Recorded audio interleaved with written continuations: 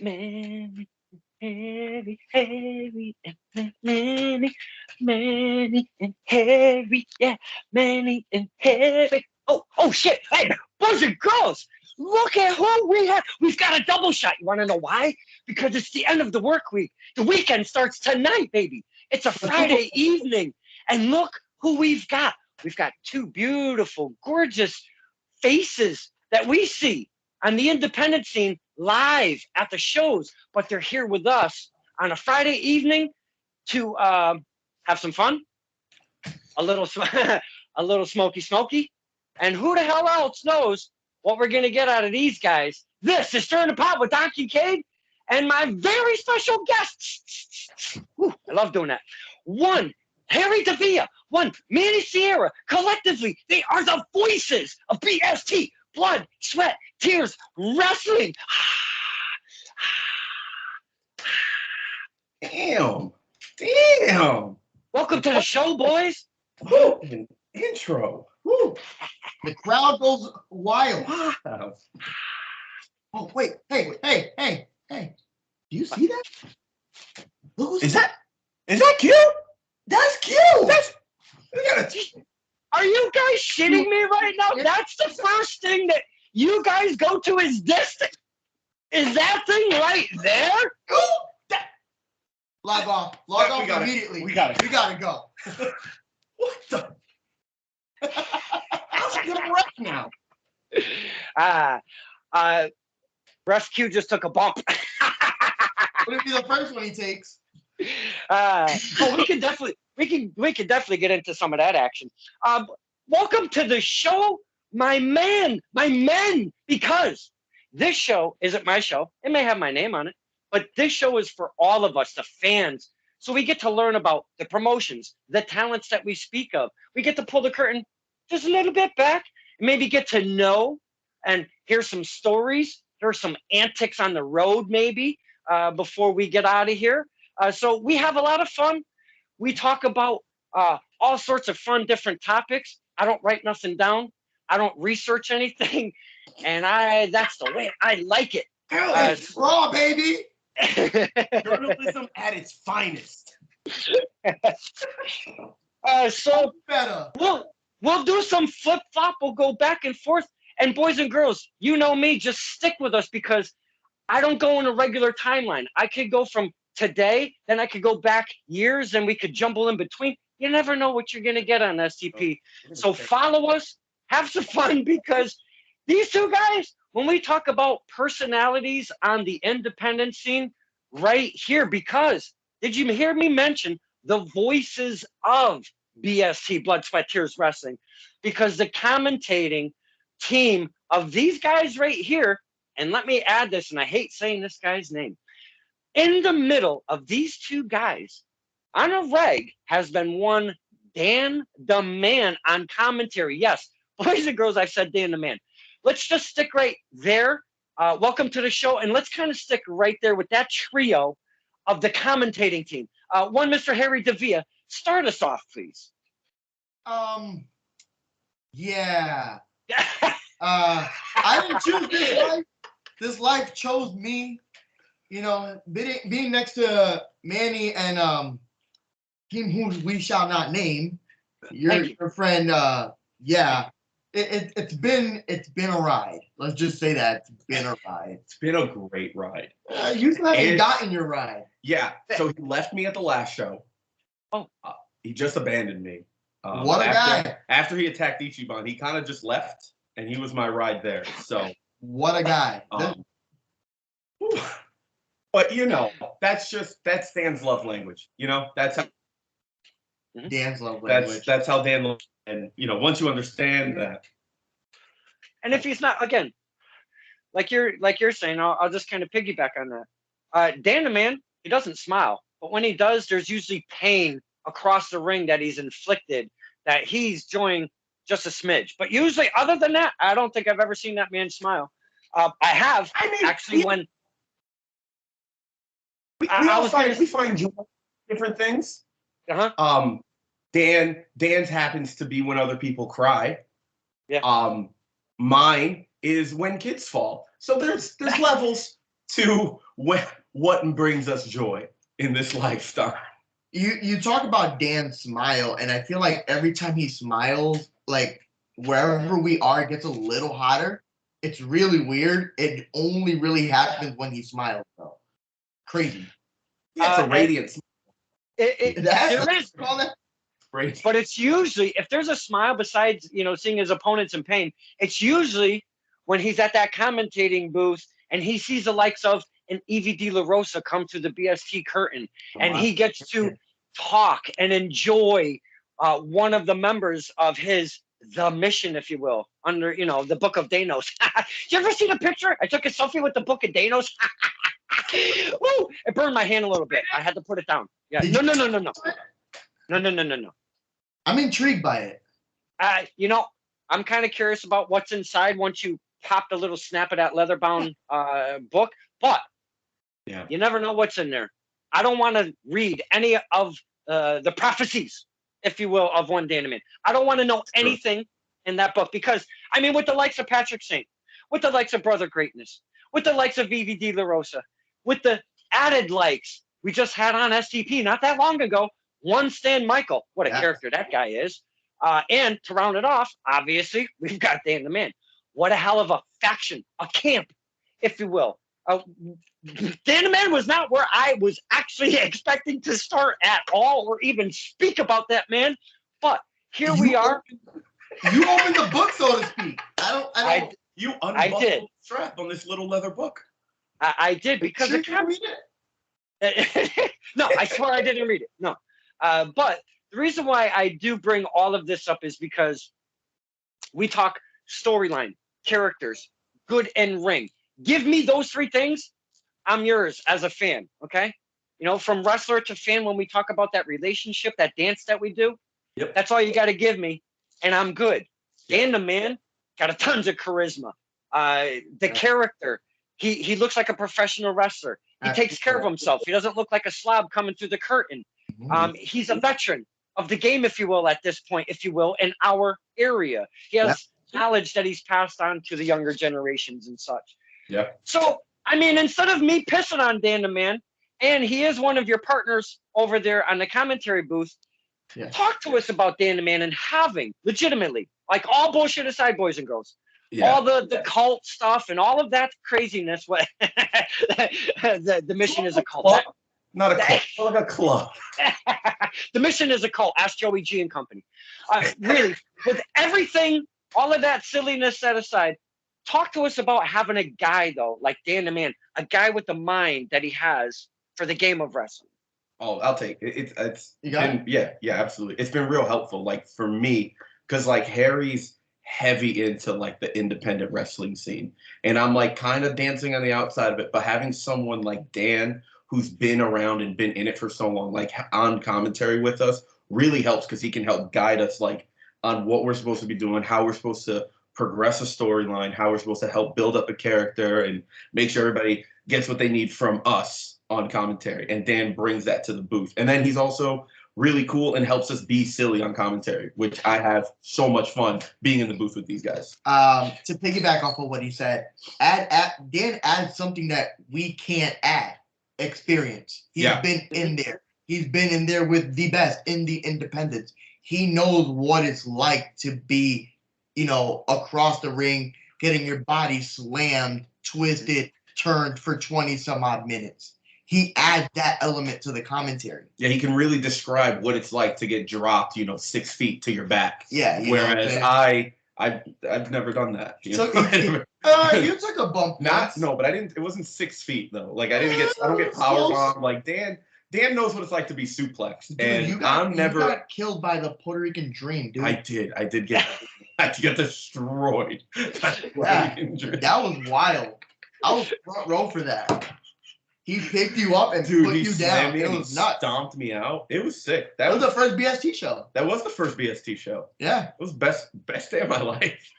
And I was, let's continue because I've talked about that show specifically on a couple different episodes. The venue was a church, but it wasn't inside the church. There was a restaurant.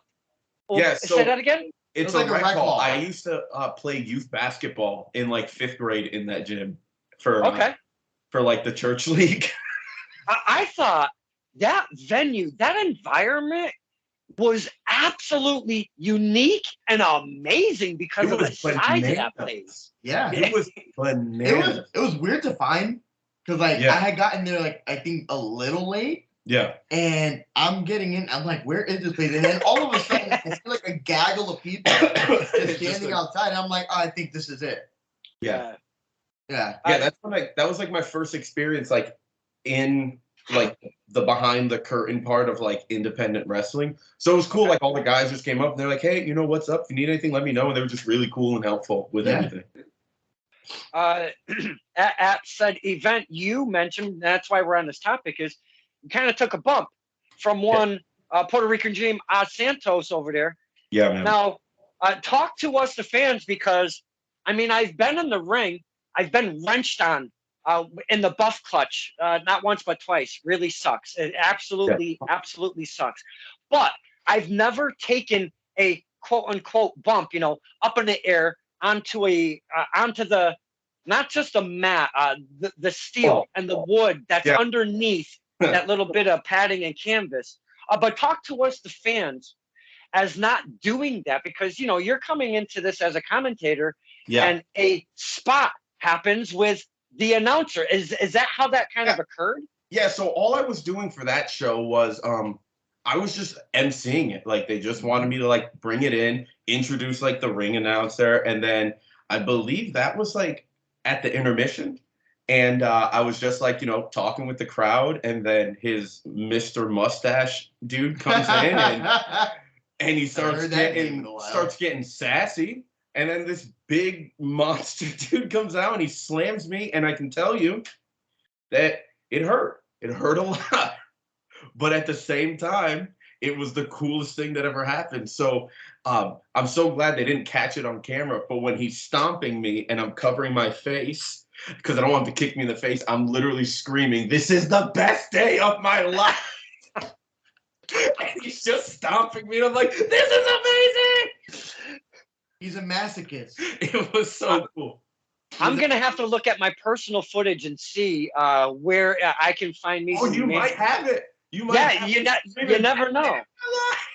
Because we didn't know each other, the three of us. We didn't know of each other at all back then. I knew of Lucas. That's how I became a fan of BST. Speaking of, wearing the old Lucas OG merch here. Dude, never stop moving. And we never, we're definitely, that's going to be a nice little segment on Lucas once we jump into that. But that venue was absolutely amazing. I was so sad that you guys didn't return there because, man, that was a great setting. Go ahead. I believe the plan was to return there, and the pandemic, I believe, stopped that. So I think that was the reason why we never went back there. It was just, you know, timing, pandemic. And, you know, by the time the pandemic stuff kind of ended, we were already on an upswing, which I'm sure we'll get to later. And, you know, going back there would have been reverting backwards as opposed to moving along. Okay.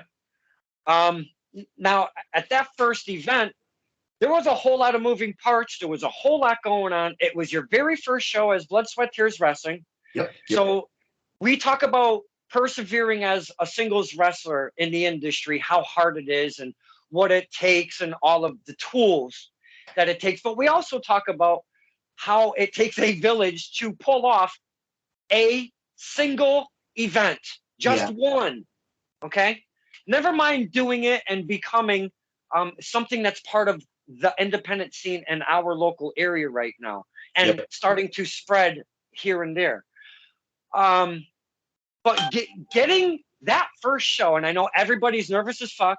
I know thoughts and emotions are running wild, and wrestling is wrestling. I'm sure a couple guys and or girls couldn't make said event, so there's always a card subject to change. So you're running around doing that kind of stuff behind the scenes and everything that it takes to make one event go off without a hitch, as they say. Yep. For me saying all of this, you guys saw that crowd that was there for the first BST. Can I just say this? Holy shit, was I loving what the crowd brought to BST for their very first show. I'm getting chills just the visual of the environment and the amount of people that showed up for you guys. It was a pretty packed house. Mind you, I'm just a fan. Yeah, what's crazy is we weren't involved with BST at that point. We were not. Like, we had nothing to do with anything. I had known Lucas, and he was like, hey, like, I'm on this show, and they're looking for someone to MC. Are you down? And I was like, yeah, sure. So I went and I did that, and that's all. And we had anything to do with that first show. So it was amazing. It was so cool, and I instantly knew I wanted to be a part of that. Yeah. If I'm not mistaken, we've known each other about 13, 14 years now, roughly. Yeah, just about. So I've known Manny a good chunk of time, and he goes, "Hey, I'm doing a fucking wrestling show," and I'm like, as friends, my first reaction is, "Fuck yeah, let me know how to buy tickets. I'm down to support." Yeah. So. He tells me the link, whatever. I buy tickets for me and my brother Chris. We go to the show, and he introduces me to Lucas. And, history is from there on. But, that was the first time I'm seeing this as a fan now. And I go in, I'm like, oh, this is a pretty packed out house. Mm-hmm. This is pretty good for a first time show. Tons of fun. Yeah. Memories were made. I was doing a promo outside with Ty Shine. Bobby Ocean wasn't seen for like a good solid minute before this showing at BST. He was either on hiatus or there was something was happening with Bobby. He was out for a little bit, but out of nowhere, Bobby comes walking through the door, walking outside. He swore, and Ty Shine lost his ever loving shit. He's like, "We haven't seen Bobby, blah blah blah," and blah blah blah, and. It's one of my all-time favorite promos just because of that interaction alone. It was absolutely amazing, and I cherish that promo forever and ever in the history of forever. Again, lots of memories made at that first because Dustin Waller was just a baby. Was red pants, like baby, red pants, yes, little baby, 17, 18 years old at that point. Yeah. He looked about 12. Yeah, legitimately.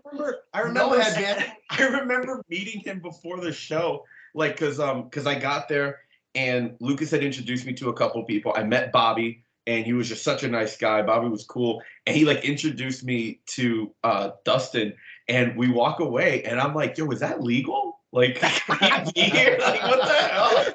Like, that's a kid." And then I saw him in the ring. I'm like, "God damn, this kid's fun!" Like. Yeah, but it was crazy. I remember seeing him, and I'm like, this is a little kid. That is the infancy of Dustin Waller's career. It's so crazy. And it's just crazy, to see where he's at now. Because what was that, 2018? 2018. Yeah. And now he 5 years later. And now you can't turn on something independent in the Northeast without hearing the name Dustin Waller. It's pretty crazy. Yeah, that is nuts. Now, the reason why I bring him up, especially, he was obviously not only part of it, but he ended up becoming in the main event. And that started the rivalry between one Dustin Waller and one the Cure Lucas Chase. Yeah. Okay. Now, post-event, I do what I do. I'm outside and I see Flash out there, and I go, "Hey, my man, I know, we're very early in your career." I go, "Would you mind cutting a little promo with me out there?" And he was like, "Yeah, absolutely." And he had his whole red gear going on there, post match. So we're outside, nighttime, under a spotlight against a brick wall. And I got this promo from Dustin Waller. I may even go sort it out and share it up because, again, he looked 12 years old, for Christ's sake, looking at him. Yeah, but I see him in that promo. I'm calling him 12. The baby. Yeah, but I mean, it's just to really kind of put in perspective because he still looks so damn young. Not that he's some old guy or anything, but he's still so young. And he's a teenager in his life, So it just astonishes me where I visually see him in that red suit with his red hat. And I'm cutting a promo with him outside post BST to seeing Wrestling Open is his damn home.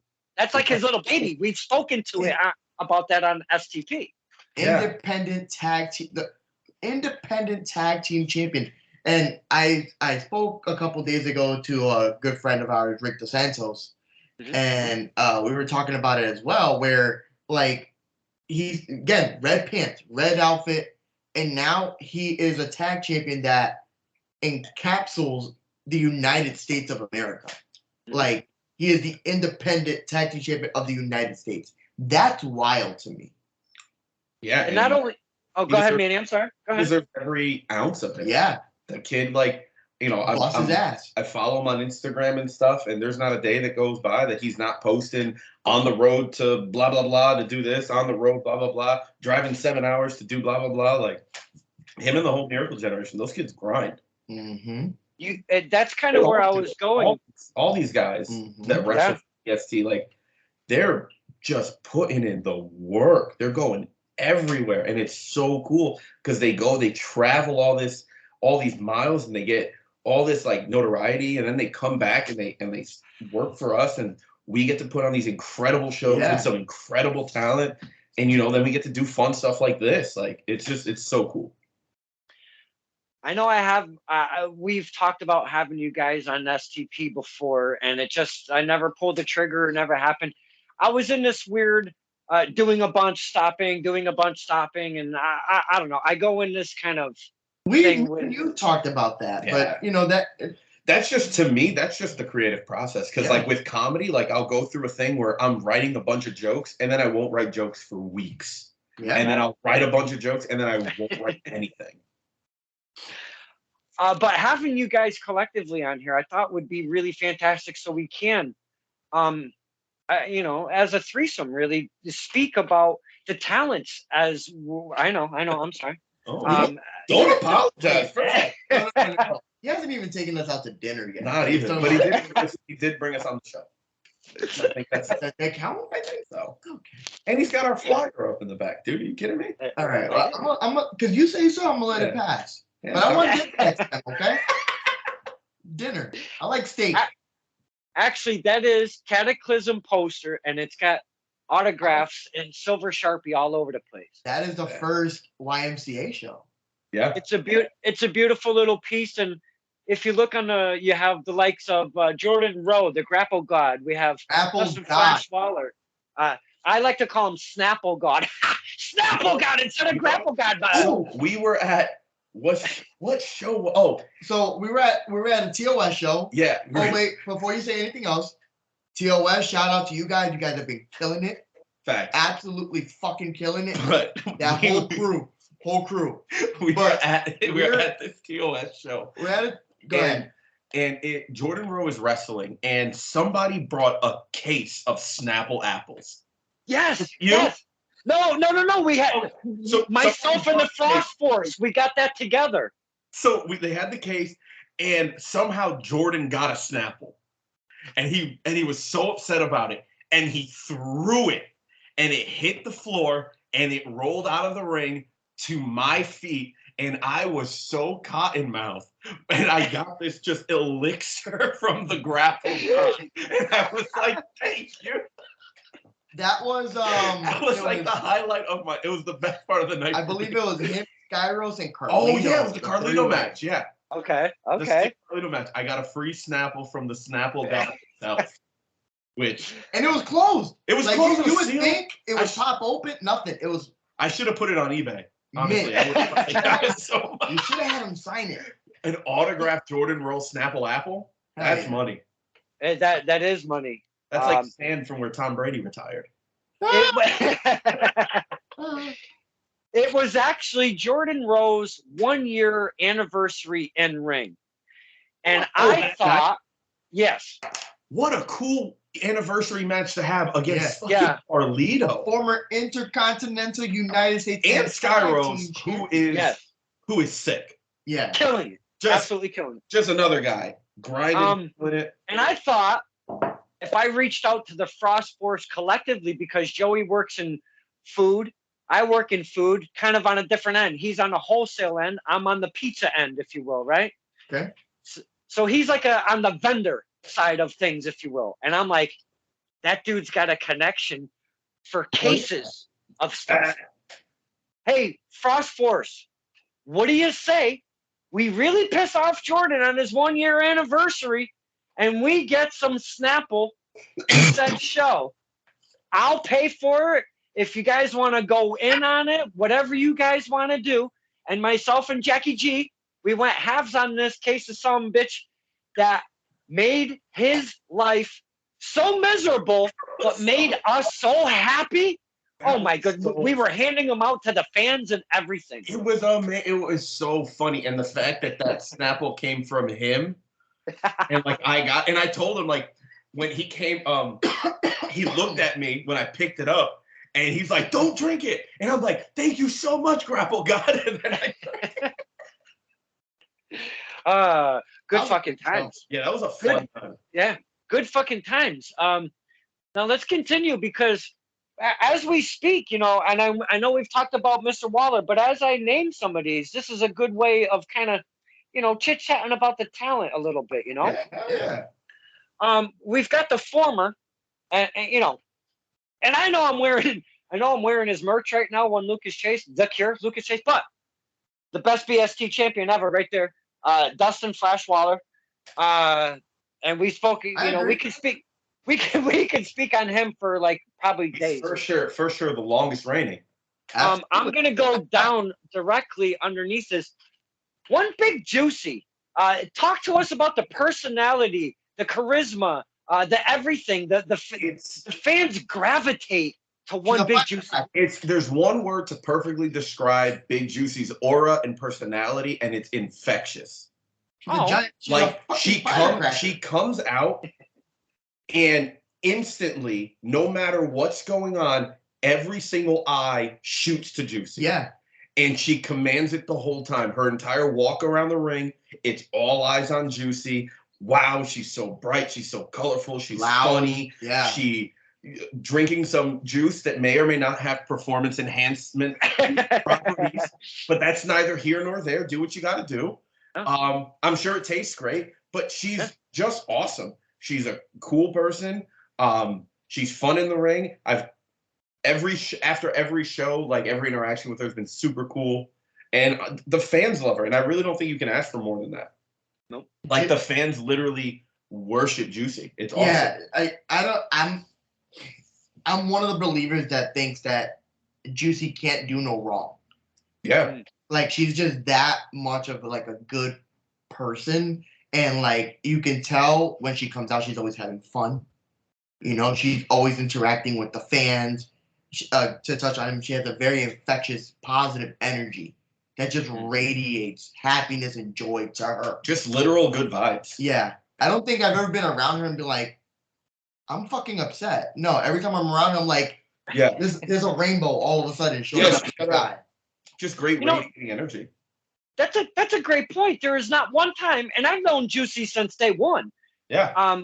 Before she had a previous life before there was Big Juicy. There was we don't speak of her name, but there was a previous life before Big Juicy. Yeah. I have never seen her. I've never had to go, hey Juicy, are you okay? Like you've never had to. You're like hell yeah, Juicy's in the house. Yeah. Yeah, literally. Yeah. Because Juicy comes in, she's like, "Hell yeah, you're in the house!" Like, and she's happy you're there, and it's just she's really just happy to be there. My niece comes to the shows, and she's like Juicy's biggest fan. Yeah. I'm pretty sure you've met her, and she just anytime I say, "Oh, Juicy's coming," she just glows. She's just like. Yes. Yeah. Yes. That's awesome. But boys and girls, that's what we talk about. Making that connection when you come through the curtain, down that ramp, whatever the case may be. If you're not giving us the signals, if the talent isn't giving us the signals, how are we supposed to do that fun game of call and response when they come out? Do we boo? Do we cheer? What are we supposed to do? When Juicy comes through that curtain, down that ramp, whatever the case may be, you absolutely know one thing.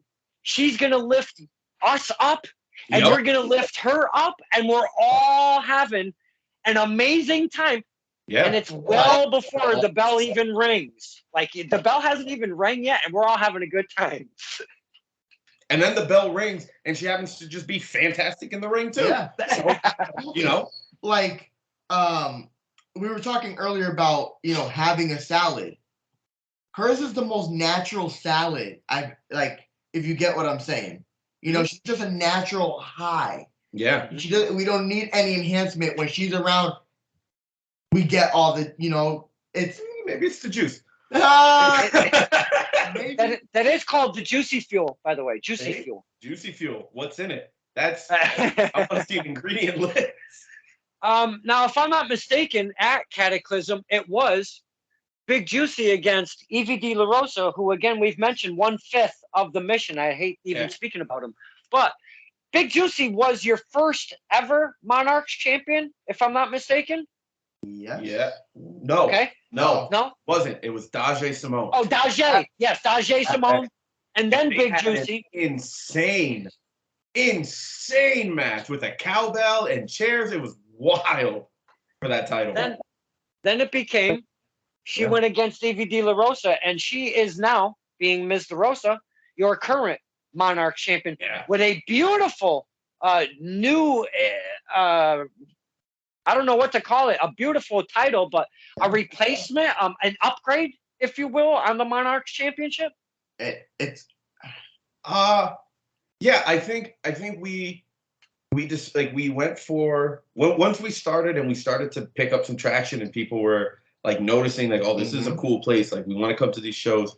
We wanted everything visually to be great, and since we want to focus heavy on our Monarchs division, we were they need to have something that they're going to be fighting for, that they're going to want to hold, that these ladies are going to want to have their picture taken with that title after the show.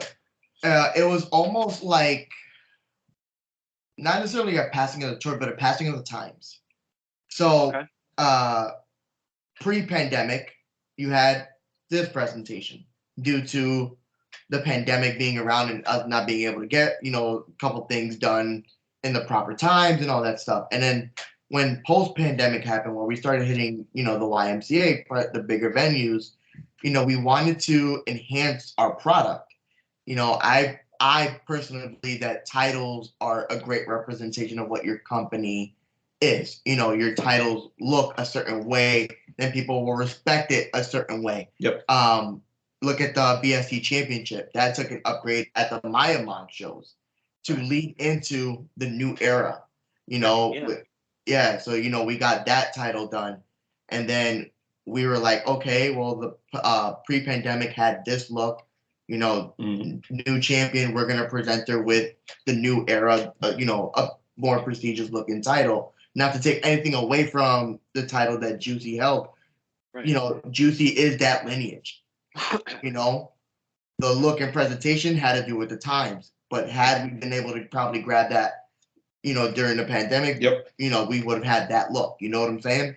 Right. Yeah, but it's just it's cool. Just a cool thing.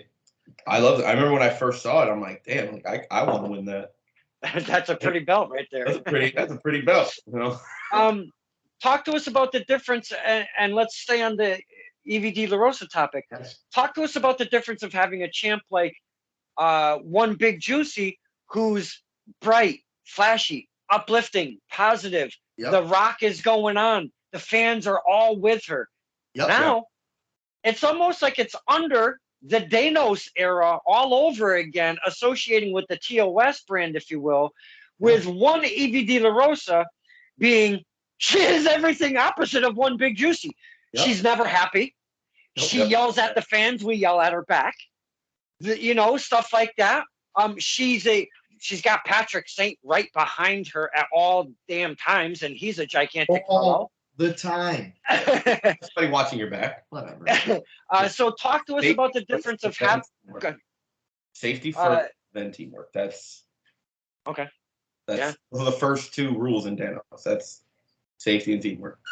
It is what it is.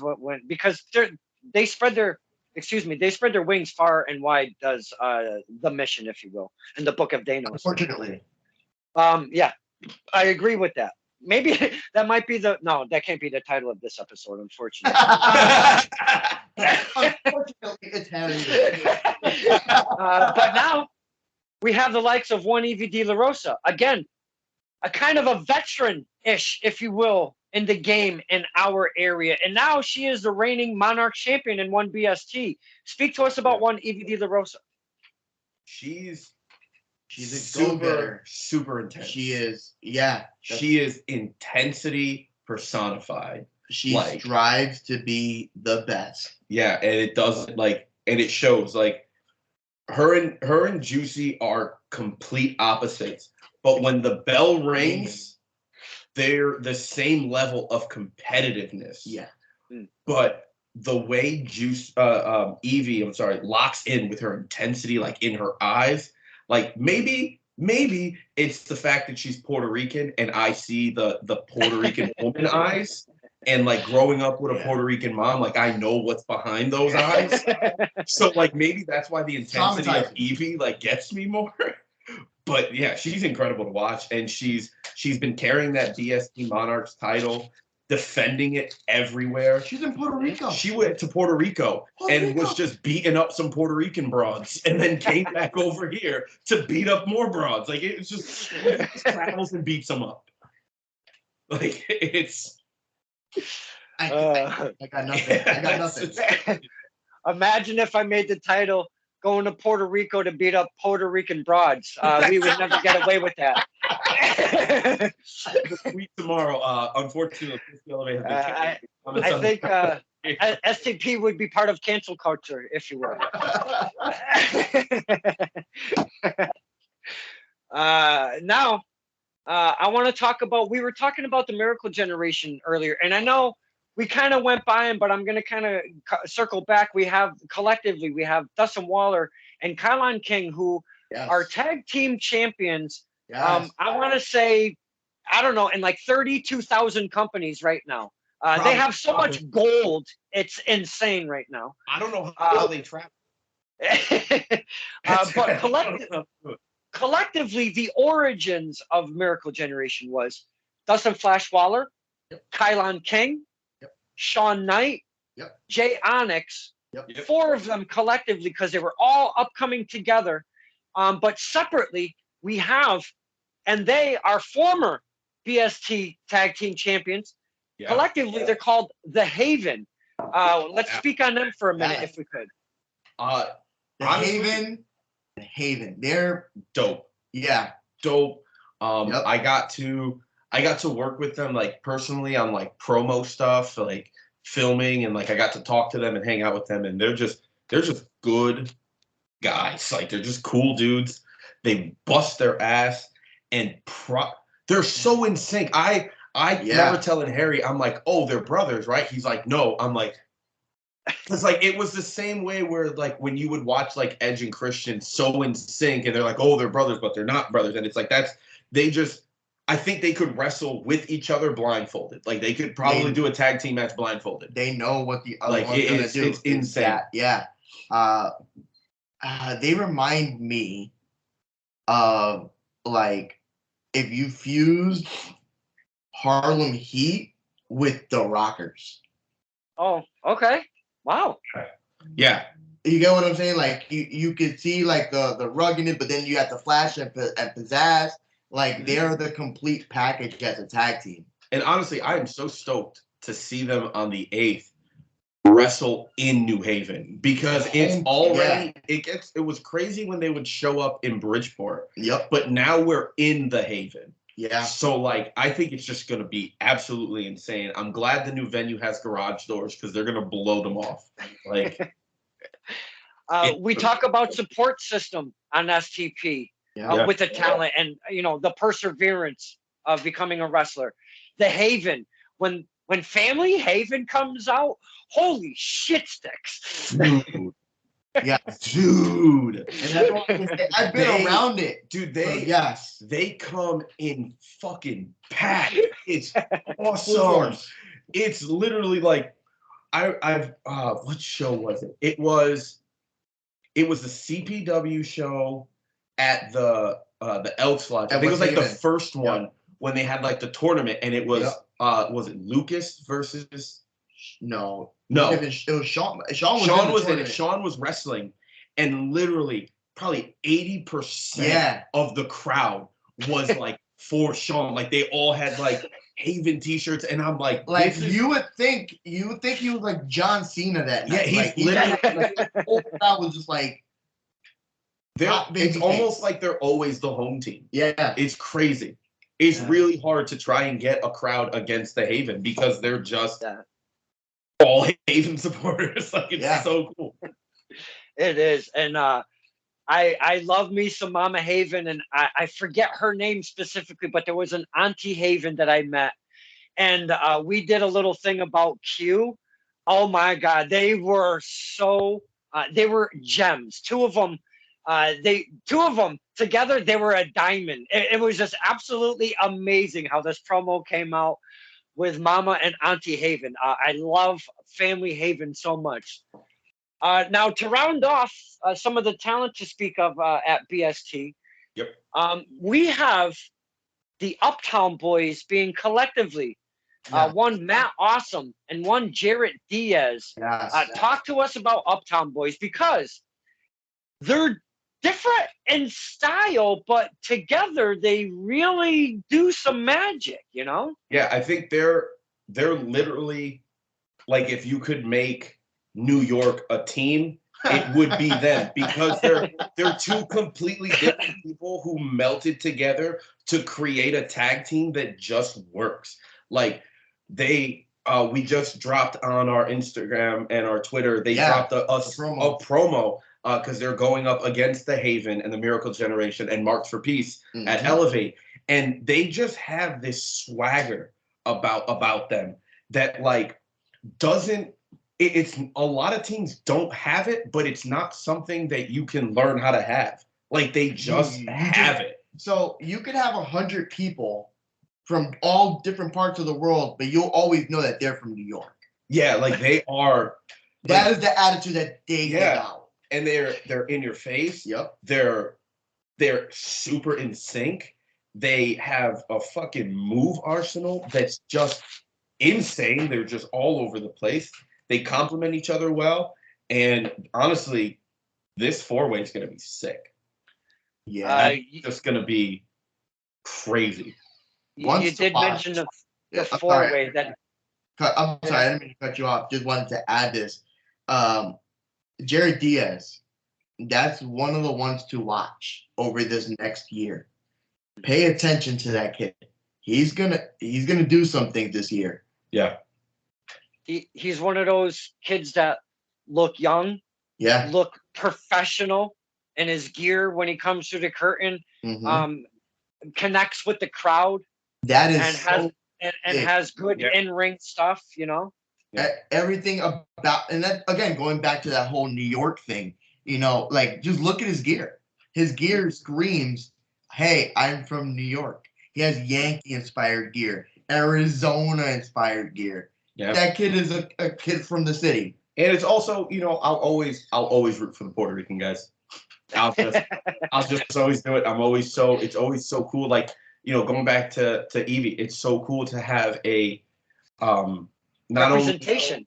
Not only like a woman being represented, but a woman of color, a Puerto Rican woman, like put into this position, like she's carrying the Monarch division on her back. Yeah. You know, and it's a cool representation. And then we have like, you know, guys like Jared Diaz and Matt Awesome just also putting on for us. Like look at Lucas Chase. You got Lucas Chase. You know, it's it's cool to see, and I'm glad to be a part of a company that's putting that kind of stuff like at the forefront. Like it's good to be around. Mm-hmm. Absolutely. I've always said wrestling is for everybody. You know. Short, tall, fat, skinny, black, white, green, whatever, you know, gay, straight, trans, whatever, wherever you come from, why can't everybody wrestle? That's, you know, been my deal. Two things about said Uptown Boys before we move on. First off, I always like to tell Jared Diaz that his bodega is the shit. Second off, Holy one Matt. damn. One Matt. We talk about support, and one Matt Awesome's family comes out, and there is one little girl who is the niece of Matt Awesome, who is just absolutely beyond adorable, cute as a button, and so many other little adorable, amazing adjectives. Yeah. This little girl had a gigantic chancla at the ready. And when I say giant, boys and girls, I took a picture with, I believe, this little girl, and just with her and this thing. And it is a giant motherfucking chancla. And I absolutely lost my shit when I saw this. And I love this little girl and her family to pieces. Please, go ahead. When I saw it, I flinched. I got traumatized. It took me back. I was like, oh, shit. It's just my mom throwing one and getting closer. That is the young girl I was telling you about earlier. Oh, okay. That is my niece. My God, I'm stuttering on my words here. That is Ellie. That's juicy fuel. That's what he was drinking. That's what juicy fuel. That's what's in this cup here. But yes, Ellie is the best. She has a place in my heart, boys. I am telling you right now, that little girl, we have met. There's times though she has given me the side eye and shit like that, and I'd be like, hey, let's all calm down now. Let's all calm down. It's all love. She's a sweetheart. But do you see what I mean? Do you see what I mean, Don, about the Puerto Rican eyes? And you only caught it from the side. Mind you, imagine standing across from Evie De La Rosa in a title match. Okay. Oh my God. Mind you said you got the side eye. She's half Puerto Rican, so you didn't even get the side eye. Oh my God. You got like a fourth side eye, you know? Oh my goodness. Man, you guys are really painting a picture of these, Puerto Rican ladies out there are really dangerous. We love all the Puerto Rican ladies. We love all the ladies. Everybody. I know we've spent a little bit on the talent, but I do this for a reason. And I know, and you mentioned, and I want to pause, French for pause. I just want to stop for a second because you did mention one Rick Del Santo, and you were just on the old PWZ, Pro Wrestle Zone. Love me some Rick Del Santo. We like to call him the Prof. Rick Del Santo, the Professor. El Profesor. The conversation I had with Rick was very cool. And because it was really just two guys sitting down just talking about their love for wrestling. Literally what it was. I met Rick like on a different level after Mega Clash. I've seen Rick at PAPW shows and TOS shows, and it's always like, oh hey, But at Mega Clash, we had a 1 hour conversation outside right after the show. Everybody had gone home. We're just talking about wrestling and where our knowledge goes, and we were cool ever since then. And then we met up at a show in Milford at a brewery, just like one of those like 1 a year shows, like a trivia night, I believe it was. Yes. And Rick was there, and I was there with a couple friends of mine, and we talked and hung out like the whole night. And from then on, I was like, yo, this is one of my guys, But I need to just have a conversation about wrestling.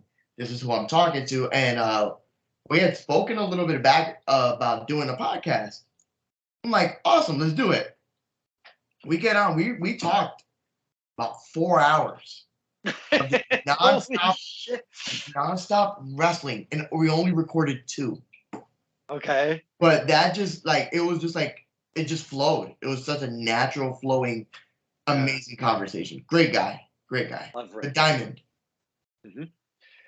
But before we go on with, I have something. You have mentioned Mega Clash twice, and I got something from Mega Clash that I'd like to present. But before we do that, we went through that amazing poster at Cataclysm. Yes. But I'd be remiss if we didn't speak at least on one more talent before we move on to other things. Absolutely. The current. Rainy. The first, if I'm not mistaken. The first. BST. First ever 2-time. Yes. One, the Cure Lucas Chase. Now, I use him as an example, and I've asked him for his permission to do so, and I've used it multiple times on STP. Talk to us about the intensity and what he is as a champion currently now, comparing to earlier. And I know he's an intense guy, but when he became the first ever, he was a totally different guy. And I use his transition on this show of taking a chance on himself and going to Texas. Not only going to Texas, but driving to fucking Texas. He has a beautiful family at home that he went and we talk about sacrifices to persevere. These were one of the sacrifices that Lucas Chase made. Talk to us about the bookshelf of then and now and his transformation of what he is as an athlete and as a man, because you guys know him more personally than I do because he scares the fuck out of me. So I've known Lucas since we were probably 15. Oh, wow. Okay. So I met him in high school. And that's been like, from when I met him to now, it's literally two different people. It's crazy. And he's had that same intensity the whole time. But when he became champion the first time, like, it was cool. He was intense. He carried that title really well. But then when he went to Texas, something happened. Like, something happened to him in Texas. And he comes back and it's like, it's a whole, like, I can't even have a normal phone call with him because he starts yelling like in my ear. Like, he's just always on. And like, it's just like, to me, like, it's just like how it separates you from everyone else, because like, and it's crazy because I just had him on my podcast and we were talking, like, and I was asking him, like, how do you it's the podcast. How do you go through having a ladder match with Dustin Waller and then go home and be a dad? Like, how do you get the transition? He goes, I just need 10 minutes. And I'm like, that is insanity. He's going home and he's calling his kid Dustin, like, and yelling or so. It's crazy. But he does it. And then he's everywhere too. Like, he's another guy just like Dustin in Miracle Generation. This dude is just putting miles in and grinding and carrying BST on his back, being the champion, dominating. You know, everywhere he goes, he wears the title with pride, and he's just beating dudes up. I mean, if he was fighting broads, he'd be beating broads up too. But it's dude, and he's just, you know, it's cool. It's been cool to watch him grow in BST. And then also grow outside of BST, which has been really awesome. It's really cool to, like, okay. So I feel like a lot of people miss the boat on how good of a wrestler Lucas Chase is. And I say that with complete bias. I don't care what anyone says at the end of this. That man is one of the best wrestlers in the fucking world. And I'll say that proudly. I don't give a shit. You know? I called some of his greatest matches. The Iron Man match from Park City Showdown. The story that they told was amazing. But to see this man go to Texas, sacrifice, like you said, put everything here on pause. He's literally like, just paused his life here and then went. Came back a completely different wrestler. With just his timing, his focus. I've never, like I said, I've known Lucas for 15 years. And like, the focus he has right now, like, you can put a wall in front of him and he's just gonna run through it. Like, he's literally head down, just going. He really doesn't, he never stops. Like, he never stopped moving. Like, that shirt is like, it's cheesy and all this stuff, like, it's a cliche, but like, he lives that shit. Like, he put it on a shirt because he honestly lives that shit. Like, and all the guys, like, we wear this on a shirt, like, all the guys who wrestle for us, like BST, Blood, Sweat, and Tears, like, that's what they do for us. Like, they give everything, and it's really cool to be able to see them grow and continue to just be dominant in their fields. I feel like these last few years, especially in the independents, you know, we had this like big uprise of like high flyers.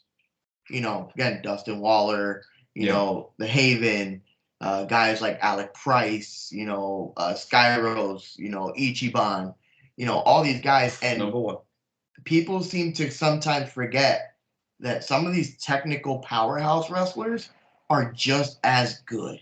And I think that's kind of what happened with Lucas Chase. And now people are realizing it. Yeah, it's become one of those things where it's okay. You didn't notice me. I'm gonna be so loud and I'm gonna make so much ruckus that you can't help but notice me. Yep. And that's what he's done. That's the standard. I mean, you know, BST Elevate. He's going up against Matthias, who's just another one. Literal a legend. Literal high flying, just in your face, fucking just all over the place, ping ponging across the ring.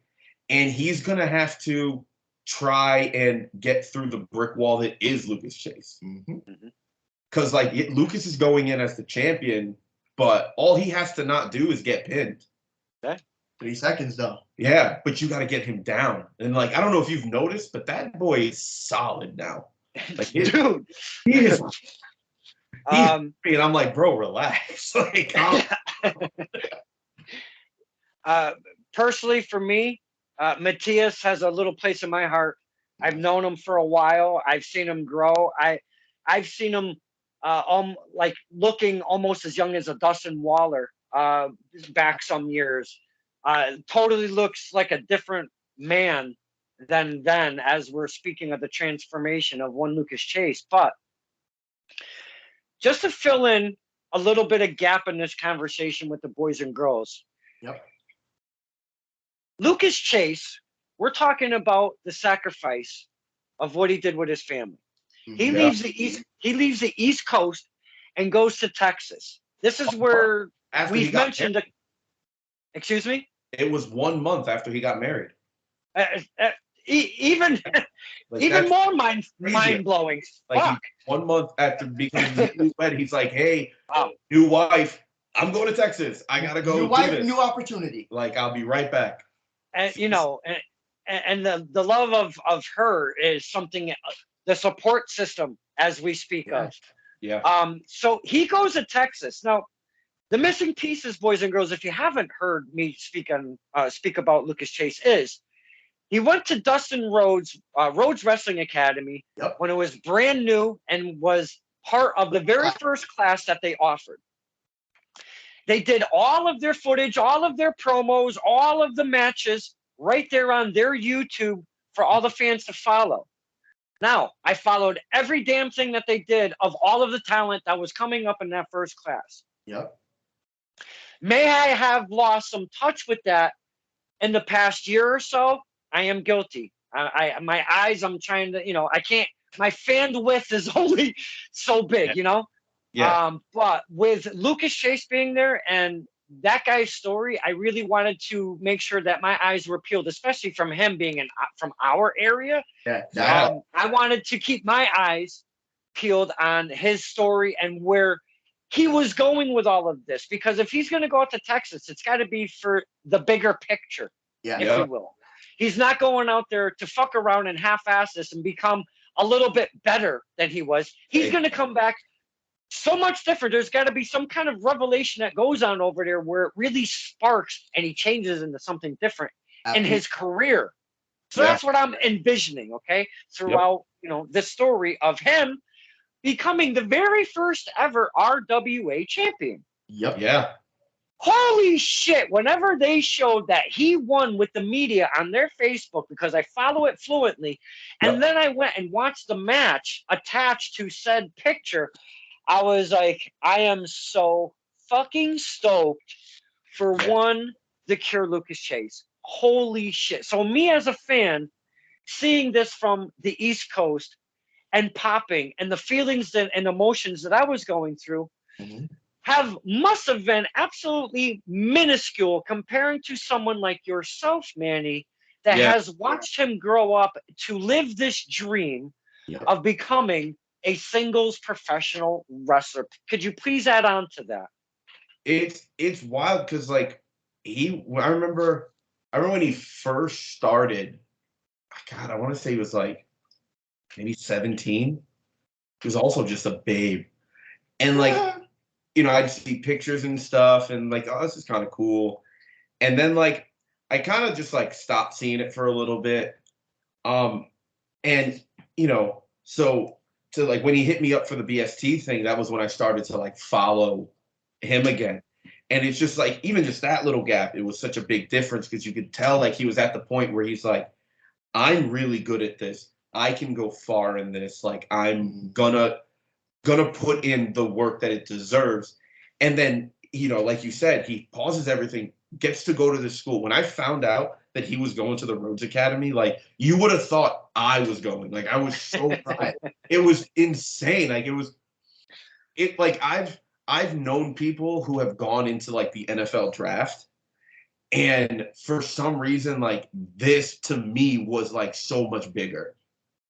Okay. Like to me, like because I knew the people who went into the draft, but this was like one of my boys. Like this was like my brother. Yeah. And like he's going to train with fucking Gold Dust. Like I'm like, yo, this is crazy.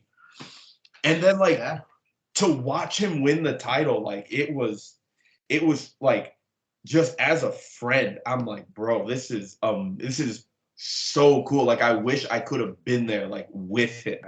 Like it was just so fucking cool to see. And like I've told him, but like I'm so proud of that moment for him. Like that was so cool.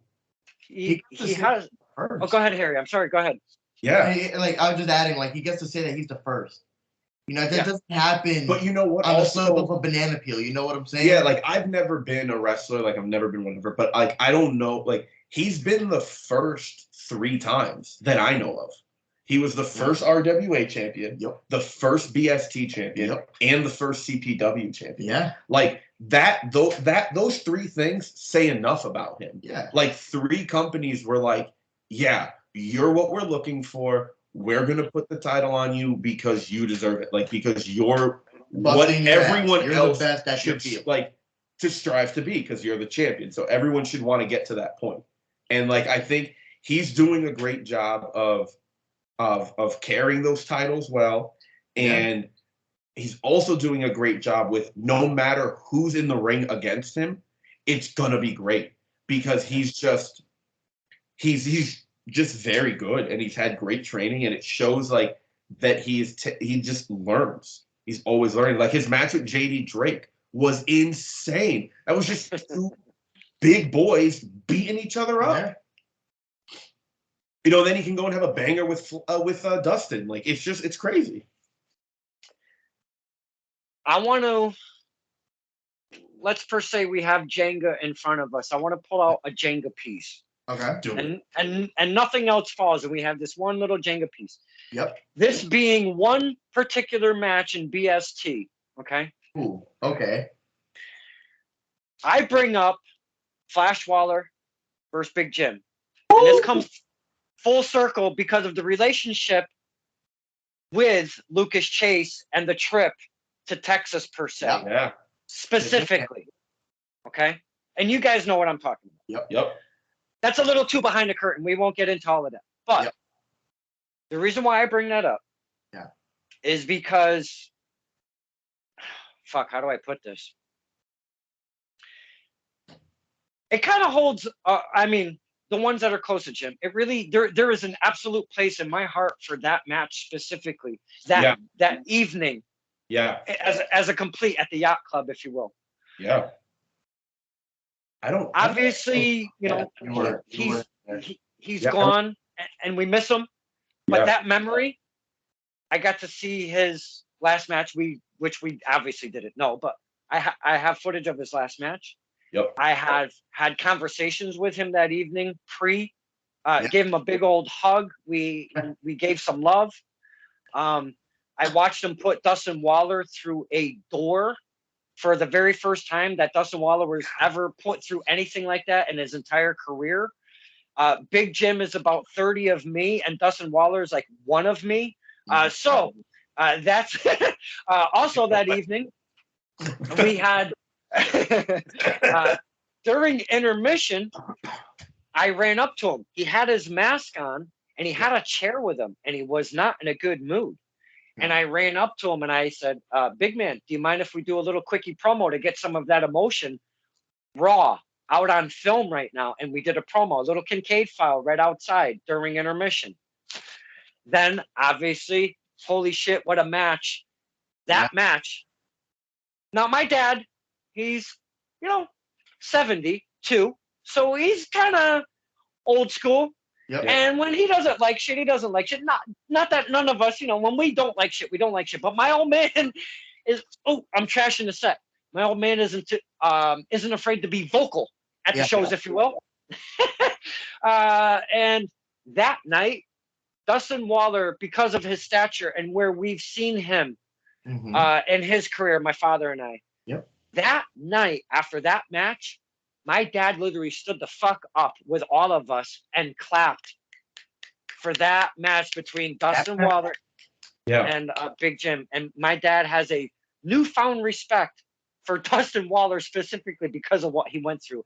I'm sorry to kind of carry on a little bit, but Harry, please continue of where we're at right now. He went through a lot, specifically Adore.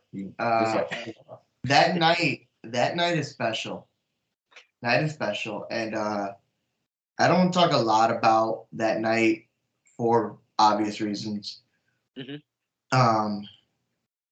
and I weren't like best friends. I'm not trying to say here, like we were friends. We were good. He was one of the first people that when I got into the industry, let me in with no issues. You know what I'm saying? As a newbie, he was always welcoming. He was a giant teddy bear, and every time I saw him, it was always a smile. How's everything? How's the family? How's life? To that point, Jim was one of my favorite people in wrestling. Still is, but at that point where like I knew I can just have an open conversation with him and we'd be okay. I don't have that with everybody. No. I got to call his last match. And that's tough. Like it was really, not to make this very down or even about me at all, but I remember just that night. I remember after the match was over, I went, told him how good of a match it was because it was a phenomenal match. It was pretty sick. It was amazing, and he just seemed down on himself, and I just do what I do with a lot of people that I care for. I reassured. He had nothing to worry about. Right. And then 2 days later, I got the call. It was a very confusing time. And I think that's the best way I can describe it because I was like stunned. I was stunned. This dude, the best story I could tell about Big Jim, I had gone to PAPW one day with my son, just to see the boys. And there was a gentleman. They think he was like on the way back from injury, by the way. So there was a gentleman sitting at, in front of the bathroom doors on Cole Avenue. The seats that they normally put right there, right before the entrance. There was a gentleman sitting in between 3 open chairs. It's me and my son. So, I asked him, if he could move over, and he played like he didn't hear me. Jim is in the corner by the entranceway, and he sees me, walks over, huge fucking smile on his face, big hug. What's going on, man? I haven't seen you. We start talking. He goes, where are you sitting? I was like, well, I was trying to sit here, but there's obviously no room for me and my son. So he looks at the gentleman and goes, sir, I need you to move over one. The guy looked at Jim. Like, okay. You got it. You want me to this one or you want me to back over? And we ended up being like right at the entrance. And my son still talks about that day when he's been curled, did their poppers. He just had a phenomenal time. And I'll never forget that. Jim made that happen for him. Mm-hmm. And that just telling you what kind of person Jim was. Yeah. So when that happened, obviously we all, you know, felt like we lost a brother. Sorry, that was a little long-winded, but No, that's why I bring it up, is because there was a relationship, obviously, as we spoke of. But he had a relationship with BST specifically, especially with that fucking hellified story that they told in the ring. Are you shitting me? Between them two. And I also bring that up is because I've interviewed Flash a few times. He has yet to ever watch that match. Yeah, it's hard to. Yeah, I mean, for many reasons. But yeah, Big Jim, I know you've heard this conversation, and we probably spent about 15 minutes or so talking about your big guy. We speak upon Big Jim at the shows when we're hanging out and shit like that, and we get some good memories, and we have some good laughs around the memory of Jim. And I didn't mean to. I'm sorry. It speaks magnitude to him because, like I was said earlier, like I'm not big on the independent like wrestling, like because I'm so focused on other stuff, like But no matter what show I'm at, there's always someone who mentions him like everywhere, and his reach is far and wide. Like there's guys like Dustin Waller, guys like Fly Night, guys like Kylon, guys like Lucas, like they all have like little hints of Jim in them because of their relationship with him and how much they work. Miracle Generation's theme song is written by, or sung by Jim. And that, like, every time I hear that song, I just instantly smile. Yeah. Yeah. Sometimes, obviously, it's for the people coming out, but it's reasons. Yeah, but it just, it's just speaks to the character of the man behind the character. Yeah. Love you, big guy. I'd like to move on. We were talking about Mega Clash earlier. Yes. I want to bring up a piece of memorabilia that I kept, and I've kept in absolute pristine condition because I don't want this to ever get ruined. Yep. I even have the little box of crayons that it came with. We have the official tissue Mega Clash coloring book. Yeah, I thought this was so. I thought it was very unique for the fans. Yeah. Obviously geared towards the kids, but I'm a jackass and I wanted one too. Yeah. Yeah, so did I. I didn't get one, which is kind of crazy. If you really think about it, it's crazy that I don't have one, right? Like, that's kind of wild, I think. Wow. That's crazy now that I think about it. In the back, it's a separate piece from the coloring book. There's a poster of the show. Yep. And I just kind of wanted to go through this if we could, just real quick. Yeah. All right. Kai. Look at that fun ass coloring book for wrestling fans on the independent scene. Now, I bring this up for a very specific reason. Well, two. One, we've got to give some fucking props to the author, the illustrator. Yeah. Oh my freaking word. Absolutely. Yeah. My amazing girlfriend Bree made this. Number one.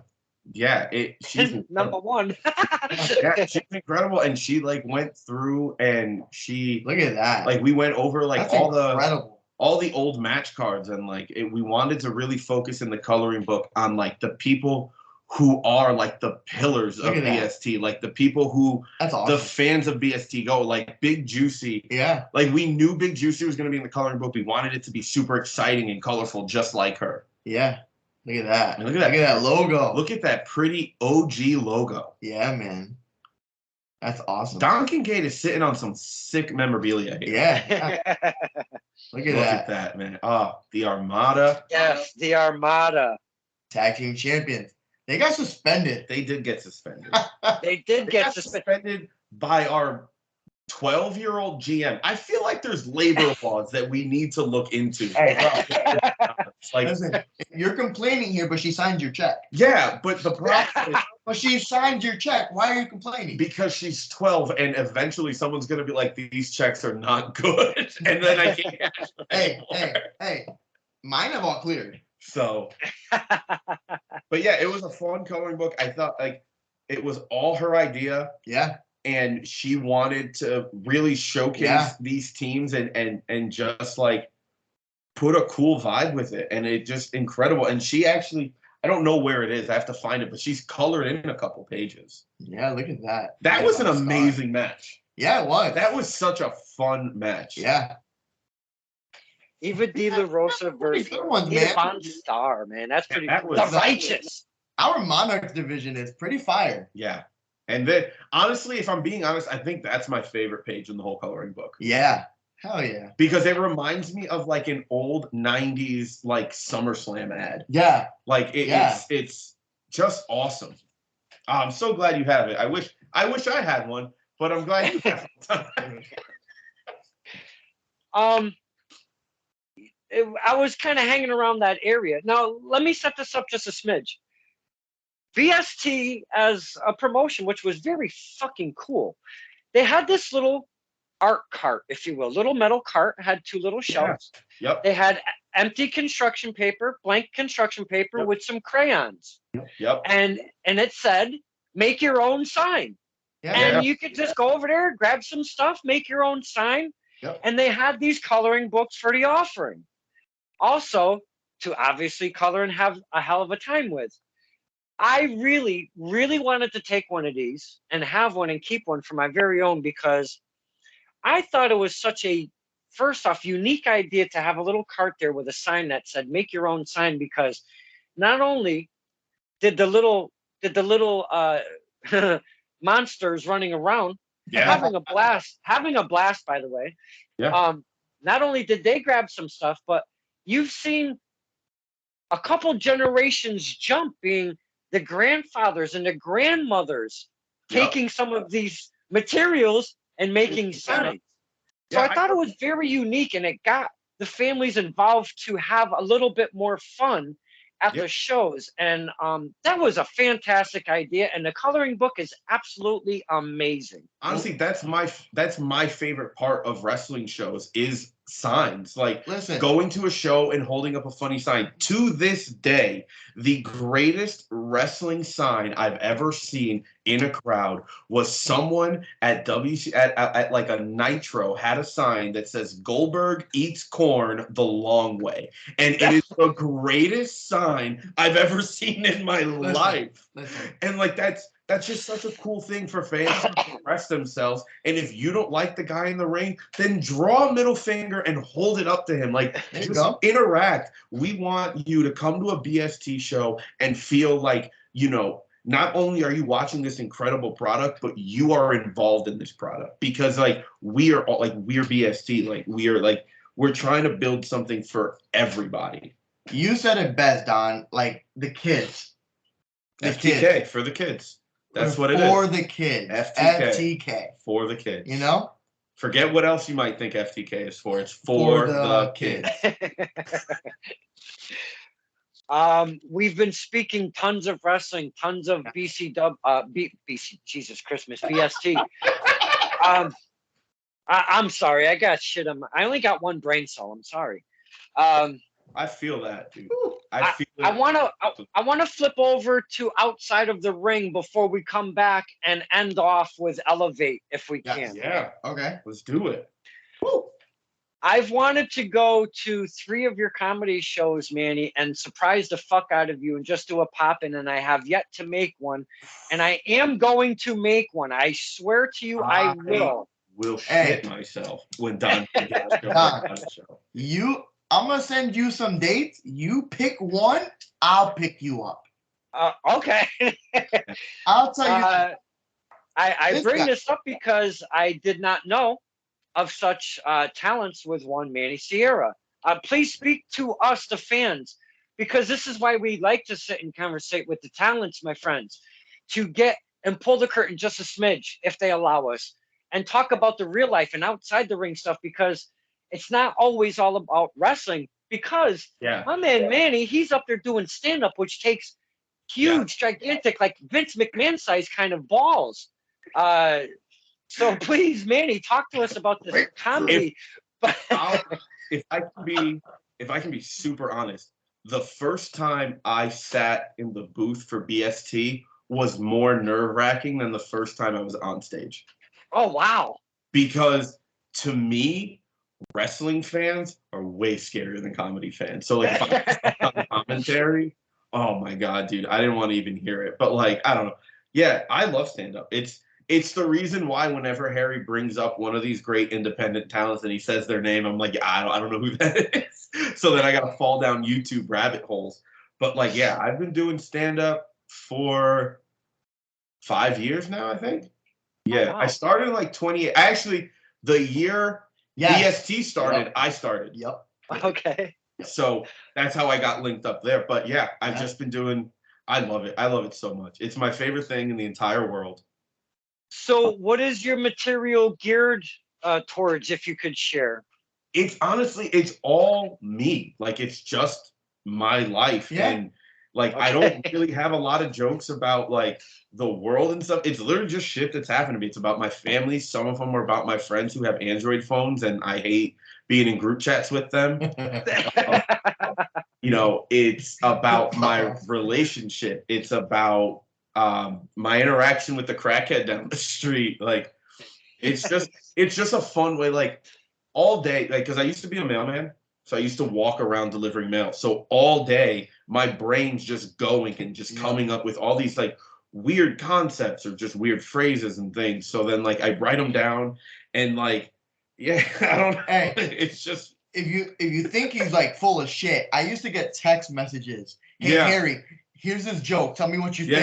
And I'd sit there like, how are you delivering it though? I'm so thankful for all my friends who are still my friends from when I started comedy, because I would literally be so annoying. Like, yo, listen to this joke idea. Hey, what do you think of this joke? Do you think this is funny? And like, looking back now, they have no idea how to write a fucking joke. So I don't even know why I was asking them. But it was just like, I just wanted to like, I wanted the validation that I was funny before I actually did it. Mm-hmm. And then when I did it, it was terrible. Like, no. You weren't there for my first ever. No. Like, so my first ever stand-up, like the first time I ever did comedy was actually in 2017. My friend had a cafe in Monroe or in Shelton, and he hit me up and he's like, yo, we got this open mic. Why don't you come perform? And I'm like, perform what? Like, he goes, I don't, just try comedy. You're pretty funny. And I'm like, I've never done it. So I go, and it's like a veterans night. Like, it's all like Vietnam vets, and they're all there for this one guy who's performing country music at the end. Oh no. And I'm like, I've never done comedy. I have no material written. So like, I don't know how much time I'm going to do. I don't know how much time I can do.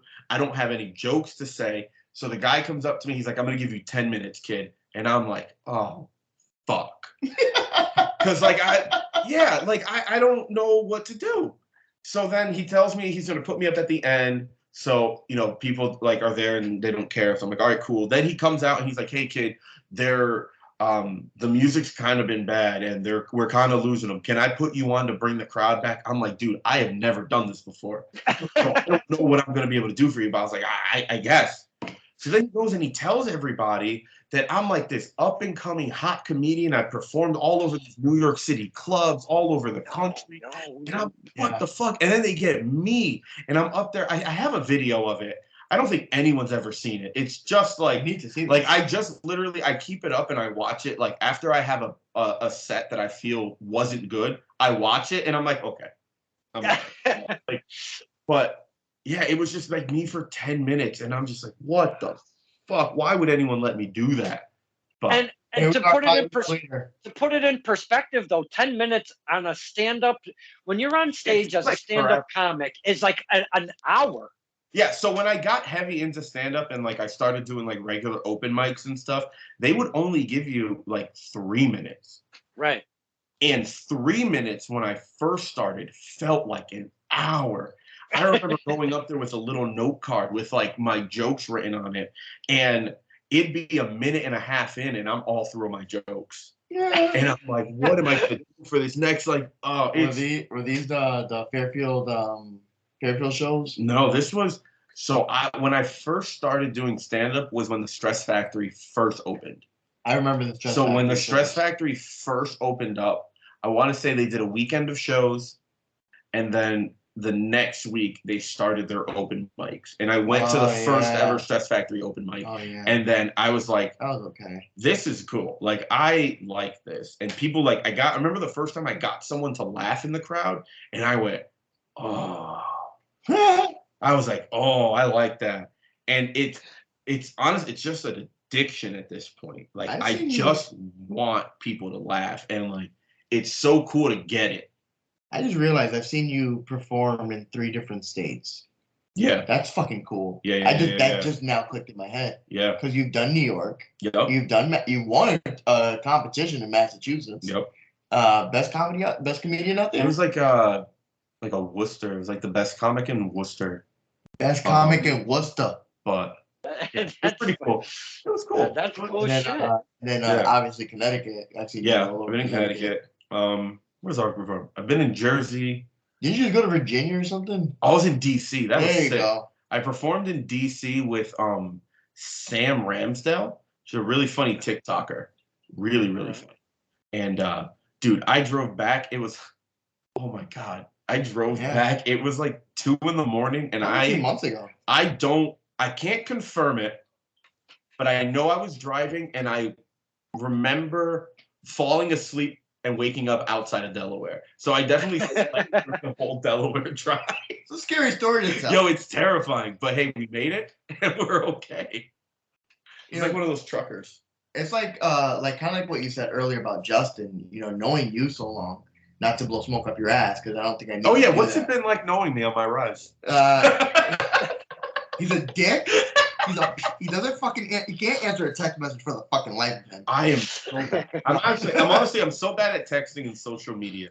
I get yelled at. I get yelled at a lot for not fucking posting enough. It's cool to see the progression. You now have you have a flow. Before you'd go like you talk about a few things, then you kind of like throw a different joke in there to see if it hits. Now you just got a progressive flow. And the last show you did in Hartford, West Hartford, the one that I went to with Kenny, that was fun. I personally believe that was the best show I've been to that you performed. Yeah, that was the longest I've performed. I think like 15? I did 32 minutes. Yeah. Wow. I did 32 minutes. It didn't feel like that. Yeah. So it didn't feel like that when I was up there. It was pretty cool. It was fun. It was a lot. You're at a pretty comfortable point if you do a half hour for holy shit. Look at that. Yeah, I'm still like, it was a half hour, but so when they told me, when I got booked for it, they were like, we're going to give you 30 to 45. So the whole time I was shooting for 45, and I probably didn't talk about this with anyone, but like when I got off stage and I looked at my clock and it only said 32, I was like, this sucked. This was fucking terrible. I was like, I could not make it. And I was so hard on myself for like the first probably like 10 minutes I got off stage because I really wanted to hit that 15, that extra 15. But then like I started to get feedback from people that were there and they really liked it. And I was like, okay, like, and it's one of those things that people have been telling me that like, it doesn't matter what I think, like shut the fuck up. Like let the people do it. But like, you get it when you're doing, stirring the pot. Like if you're not happy with it, like it's not gonna see the light of day because you're not happy with it. As a person who's been to multiple of your shows, to see so he does a callback, and that's all I'll ever tell you about his comedy show. He does a callback in the show. Okay, it's a great fucking callback. And I've seen him hit it numerous times, and he gets the reaction. but to me, he's never gotten the reaction that I got in West Hartford. When I tell you people were standing, he may not have seen it because there was a light in his eye, but there were people standing clapping, and I just was like, "Yo, that was fucking cool. That was fucking cool." That's so yeah, don't be so hard on yourself. And it's like a cool thing because like I said earlier, I had Lucas on my podcast, and we were talking about like what it's like to be told you're gonna win a championship, and like we were talking about like comedy, like what it's like to have a set and have people come up to you, and like it's still such a weird thing for me for people to come up to me after a show and be like, "Hey, that was awesome! Oh, that was so cool! Can I follow you on Instagram?" One lady one time asked me to sign her cast. That was the coolest thing ever. Like I got to sign a cast, and like no one else signed it. It was just me. So that was pretty sick. You've mentioned it a couple times, Manny. Why start a podcast? There's a million of them out there. See, now I've never considered this a per se podcast. I do it through Skype. I do it sporadically. There's no formula. There's no timeline. There's no nothing. It's just a raw, simple, free-for-all conversating kind of video chat, if you will. It's kind of the way I could put it. But a podcast seems to it needs to have a routine to it to have, get that grasp and be a quote unquote podcast. Why take on something like a podcast right now? And what are you doing for material? Completely selfish reasons. Okay.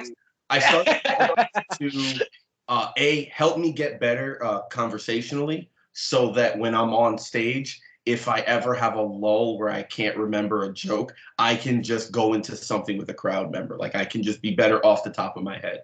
And also, I have a lot of friends who do a lot of cool stuff. I have a lot of people I've met through BST that are great. And I only know them in a professional setting. So I want to be able to sit down and get to know my peers in a less professional friendship way, just so I can become better friends with the people I know. And it's awesome. Just really fun. Yeah. Great stuff. You've had 2 episodes, one being Kevin Sanabria. Yep. Right? Sanabria. I always just call him Kevin because I can never pronounce it correctly and I don't want to fuck it up. And now your second episode being the Cure Lucas Chase. Yep. You put up these little pictures. Yeah. Funny. Ha ha ha. Funny. I love them. So I was trying to figure out what to do for each episode. And like most podcasts, like they take a picture or, they do like video like this. But for me personally, I don't like that. Like I don't like taking pictures. I don't like recording. Like I feel like a podcast is an audio thing and doesn't need video. If you do video, that's cool. That's for you. I respect it, whatever. But for me, once you add video to it, it's not a podcast, it's a talk show. And I like just hearing it because I like immersing myself, like listening to a podcast and feeling like I'm sitting in that room with you guys talking. And that's what I hope my podcast does. Like I hope when someone listens to my podcast, they're like, "Oh, cool, I was just hanging out with my boys." Or I was hanging out with a couple friends, just like, That's what I definitely got off of episode 1 by listening to yourself and Kevin, just really reminiscing about life and likes and, stuff like that, and the horror movies and him coming up in photography and all of that shit, When he started talking about the horror movies, I'm like, dude, are you okay? Like, what the But yeah, and like the picture thing, like I wanted something cool that would attract people, and like I love wrestling. And I just think it's so funny if I put myself and whoever I'm with just on tag teams. Like that's cool. Every episode, I'll put us on a tag team until I run out of tag teams, and then I'll just figure out where I'm going for there. There's a lot. Yeah, I was just having a great. I'm gonna try and not reuse any tag teams. That's so. If anyone ends up following it and listening, call me out. If I reuse a tag team, dude, fucking call me the fuck out. Okay, but what if it's a tag team during a different era? Still the same tag team. I don't know. Because I'm just using, it's not their heads or anything. It's just their bodies. I mean, but they could have, but they could have different bodies. Yeah, but like I already, so for example, the first episode was me and Kevin on the Mega Powers. Yeah. I can't do an episode with Don and put me and Don on Hogan and Macho Man in the NWO. Why not? Because it's still. Why not? Because it's still Hogan and Macho. Can't do it. Oh, okay. So Can't do pause. it. Let's say you have Kevin back for a second time. Then we'll do Then that. you have to do the end of Yo. Yeah, then yeah, Yeah. but it's still the same guy. Okay. But yeah. But yeah, it's just fun. I have I already got the next tour lined up. I'm having a lot of fun. I'm getting to hang out with a lot of cool people from a lot of different walks of life. Nice. The first 2 episodes were, obviously from the wrestling part of my life. The next 2 episodes are from the comedy side, which is going to be really fun. I got to sit down with 2 really cool comedians, Vince Barry, who is the ring announcing April 8th at BST, and another really funny Connecticut comic, C.W. Davis. That was really cool. Okay. But yeah, and then we're going to have you on at some point. Wait, me? Yeah, you. No. On your show? On my show. He didn't say you. He said Q. He's taking a nap. Don't even worry about him. In that vein, Q has been on every single episode of Yup, It's a Podcast, because I have a Q slam buddy in my studio at all times. He signed it for me. It's awesome. It's my favorite smoking buddy. Really great confidant. I don't know if you've seen it this past summer. I was with Cindy and her children, and we made a My Buddy commercial while we were at the park. Okay. And we used the Slam Buddy of Q as obviously the doll portion of the program. Did either of you happen to catch that video at all? No. I'm so upset I didn't, and I need to. I think you need to. I'm going to share the link in our little group chat, and you guys are going to fucking love this. Let me tell you. Group chat. One of the greatest rivalries in professional wrestling history is Q versus U. It's such an on-site rivalry. It's like it doesn't even need to be a physical site. If I even see you're active on Facebook, it's on. Like, it's crazy. It's like the Chicken and Peter Griffin. It's insane. Yeah. It's just on site. And it encompasses not one promotion, but all promotions. It doesn't matter where they're at. If they're in the same place together, doesn't matter. It's fighting time. It's on like chicken bone, as they say. When it comes to me. Listen, I've seen some shit. I have multiple shows with these two. Oh my god! Holy shit! And him and stealing my fucking cookies at PAPW, man, that is getting to be a big giant pain in my ass. I'll tell you that. They're great cookies. So like, I understand why he would want to steal them, but I mean, just ask.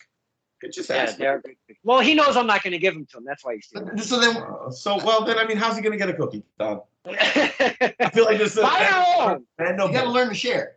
Go to Dollar General and get your own. Wow. Wow. They're $1. Just for Q, not everybody else. I share. Okay. I share my cookies with everybody. Got it.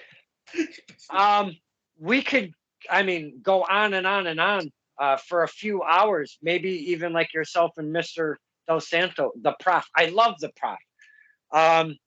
But I'd like to kind of maybe wind things down a little bit and talk about what we have going on in the current product, an event coming up, not in the just in the very near future, being April 8th, not this Saturday, because that's WrestleMania. You don't want to really go against WrestleMania.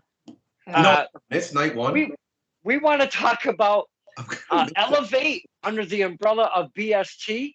Yeah. And then after that, if there's anything you guys would like to bring to the table that we haven't spoken upon, we can do such. But I thought that was a nice little tail end if we talk about Elevate. Maybe bring up a match or two that pops into either of your heads that you could speak upon. But give us all the details and what really, at this point in BST's history, what Elevate means to each of you. Listen, come April 8th, we're elevating the game in independent wrestling. Yeah. It's no longer, cookie cutter. Yeah. We're here to change it. Like we say like our tagline is built different. Yeah. And I feel like we've shown it through our other cards, but I think when you come to Elevate, you're gonna see that BST is really built different. Like you're in for a treat. You're in for a we're all in. This is new venue, brand new space. It's bigger. Yeah. It's a bigger venue, so we're gonna have just a bigger show. I'm just like, dude, it has a different feel to it, Don. Yeah. It's exciting. Dude, LMK is going to be there. Yeah. Little Mean Kathleen. And Mother Endless and and Mother Endless and Little Mean Kathleen. Are you shitting me right now? And La Chica in the same match, dude. I cannot wait for that. Like when I said earlier that we like put a focus on the Monarchs division, like I really feel like we are trying our damnedest to put on the best women's wrestling in the entire Northeast. Like we are really like going for it. There is a match on this card outside of the main event because we already spoke about the main event a little earlier. Yep. But outside of the main event, there is a match on this card between two big, meaty dudes. Yeah. Bobby Buffet and Andy Brown. And I will go on record and tell you that I personally think that match is going to steal the show. I absolutely love me some Bobby Buffet. Oh my goodness, do I love him some Bobby Buffet. Yeah, dude. I don't know what it is about that guy. We were talking, maybe it's some of that big juicy stuff going on, but Bobby Buffet is one of those guys, one of the talents. Draws you. He comes out and he's captivating. Mm-hmm. Like he's relatable. And then not only is he captivating, but then he gets in the ring and he just starts fucking doing shit. And then you're like, first of all, okay, there's something called physics, and you need to understand how that shit works, bro. Because your size and the velocity doesn't match. Like you can't. And it's crazy. I remember when he just like flipped over the rope and then he just like front flipped onto a guy. I'm like, that's not how this works. Mm-hmm. Bobby Buffet is a different animal. Yeah, it's cool. Yeah, he is. Really cool. Absolutely. Bobby Buffet, former Monster Factory champion, coming out of the infamous Monster Factory. Yeah, he's a guy that held that title for I believe a year plus, if not. He's the longest. A year. I think he actually surpassed to be the longest champion, surpassing Punisher Martinez at that time. Yep. Or Punishment Martinez. And for those who know, who was Punishment Martinez? That's Mr. Damian. Yeah. Damian Presti. Not just a nobody. You know what I'm saying?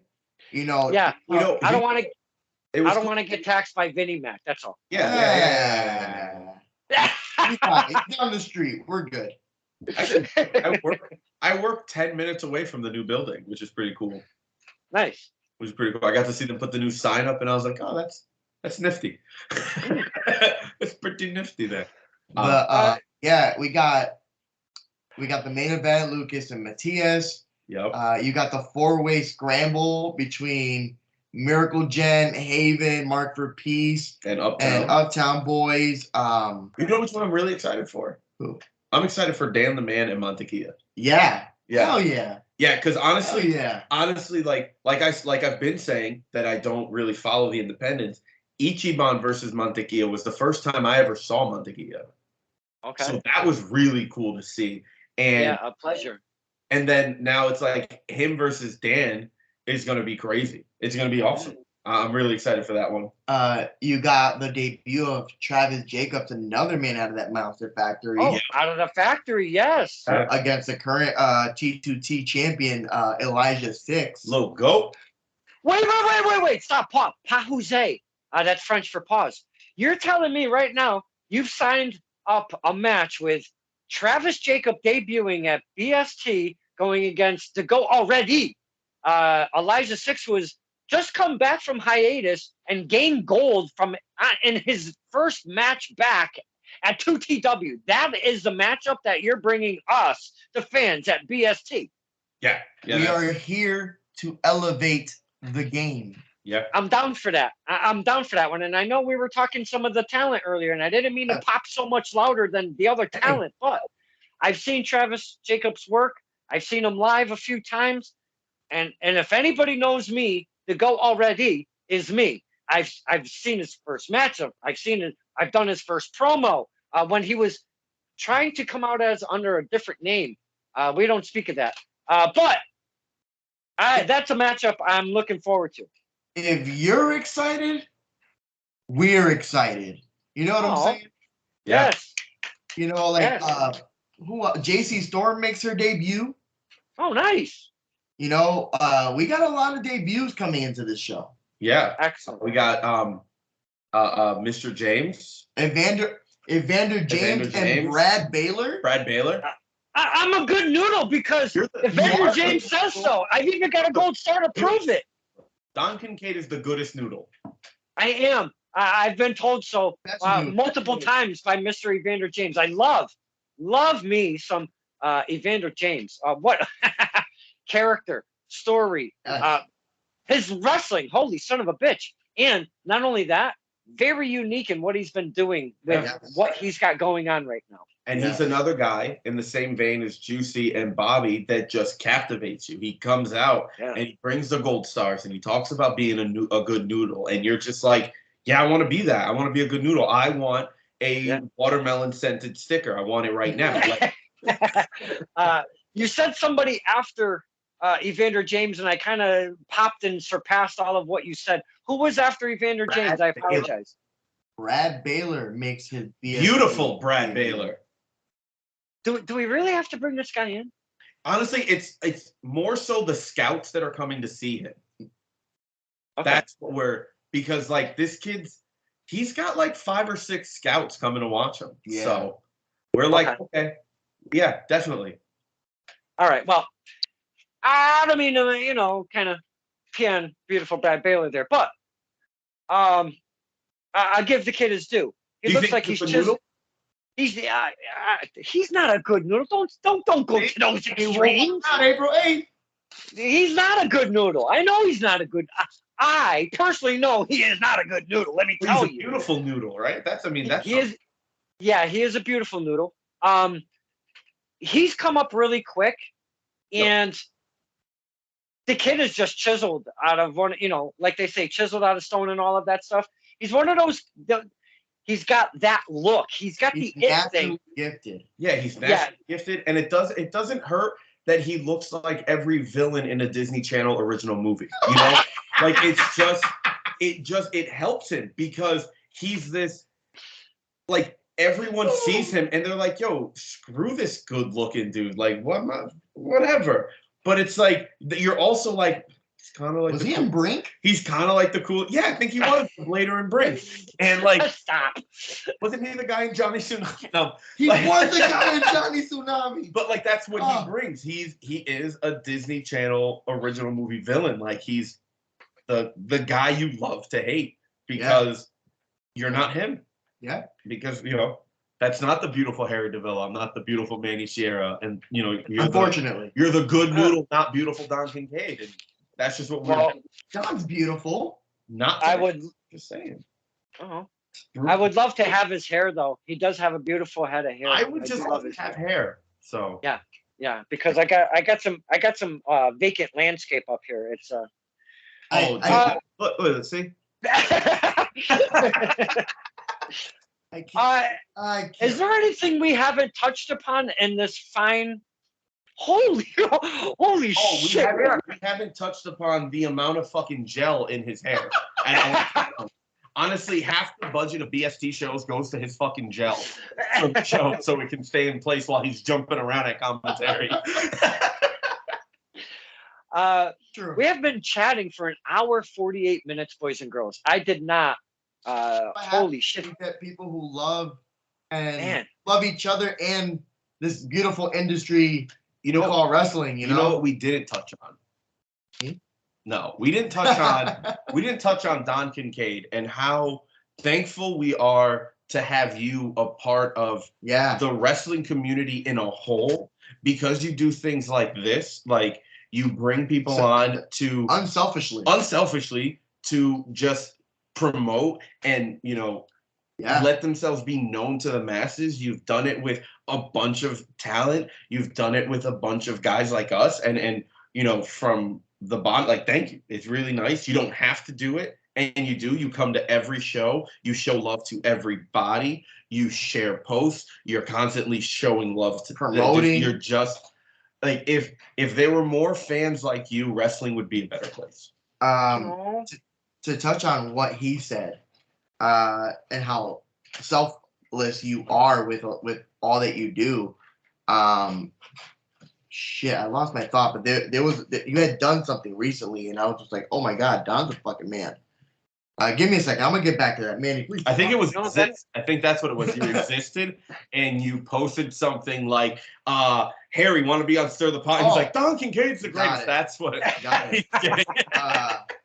Not to go low again, but you had kind of like taken a little break from wrestling, you know, and things were said from a lot of different places, and to see the community. Yeah. Literally raise you up and go, you touched this beautiful man that is Don Kincaid. Now we will fucking murder you. Yeah. Was the coolest shit to ever see. You know, and that just goes to say about the person that you are. I love the love you're sharing with me, my friends, because I appreciate all of that. This was always never even a thought of what this ever would have turned out to. I only started going to the shows and doing little 20-second, 30-second clips at the events to show the talents that were out there, to maybe spread their name a little bit.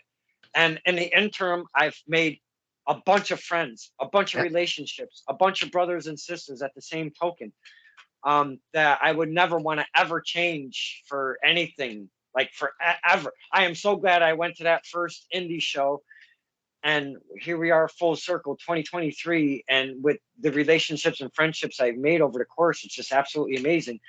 With a couple guys like yourself, one Harry Davila and one Manny Sierra, boys and girls on the outside of the ropes. The talent doesn't have to share their time. The talent doesn't have to do a promo with me. No. The talent doesn't have to say yes, I'm doing an interview. I ask questions, and over the course of 2016, I started. Over the course from here we are today, I've always tried to say, we talk about the invisible line between fan and talent. Yep. We speak about that a lot on STP. If you are honored and have that privilege of crossing said line, or they cross that line to you, that's something that I always hold in my heart, because back in the day, that was an unheard of thing. Yeah. With a guy like Tom Burke, who's 75 years old and has been in the game for many, many a year, that was beyond unheard of in the business. Yeah. To touch on that real quick, that's something that I'm still adjusting to, coming from the world of comedy, is trying to understand the wrestling etiquette. I won't say the person's name, but I got called out for not going into the locker room to say hi to somebody. Because for me with comedy, if you're not on, if you're not booked, if you're not in that green room. That green room to me is for the workers. So I'm not going to go into the locker room or the green room, because I'm not the talent for the evening. Mm-hmm. And this person was like, no. If I'm in the locker room, you come back, you come see me, you're good. And it was just like, okay, so the rules are different here. And that's something that I'm adjusting to and trying to learn. Like, I guess that's the closest inside baseball I'll ever get, is like just trying to understand, trying to explain like the transition from comedy to working with wrestling. You touched on it a little bit, you know, like the things that are unheard of, like crossing the line and, you know, getting next to the wrestlers, doing what kind of like what you do now. But there's a difference between a lot of what other people do and what you do. You've always, one, supported, did things selflessly where you're not asking for anything in return. And also, you ask respectively. You don't just go up and do it. You go, kind of like to the story you were saying earlier, Mr. Waller, do you mind taking a da-da-da-da, whatever. And you just promote it. Never ask for a dime, never ask for a penny, nothing. Yeah. You enhance every show that you are on. I know people specifically that come to wrestling shows because they know you will be there. Yeah. Oh my God. Just Yeah. know that you. Yeah, you have a very you have a crazy reach. You have such a far reach, especially within the locker rooms. Well, you guys are going to make me cry before we get out of here. And I don't want to cry, but it would be happy, joy, joy, tears. Believe me, you guys have shown so much love and I can't even appreciate it enough. The only thing I can do is we just, keep doing what we're doing. You appreciate it by coming to the shows and supporting. That's your appreciation. But also, Don, me personally, I don't know about Harry, but I'm sure Harry too. I give what I get. Yeah. And that's all I've ever gotten from you. Mm-hmm. So it's still, and I see that that's all you give to everyone else. So.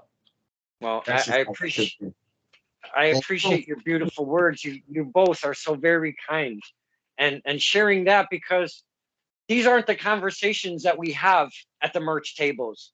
Mm-hmm. Getting an autograph, grabbing a T-shirt, getting a sticker. That's why I like to do the STP, so we can have conversations like that and be a little more open, be a little more comfortable and stuff like that.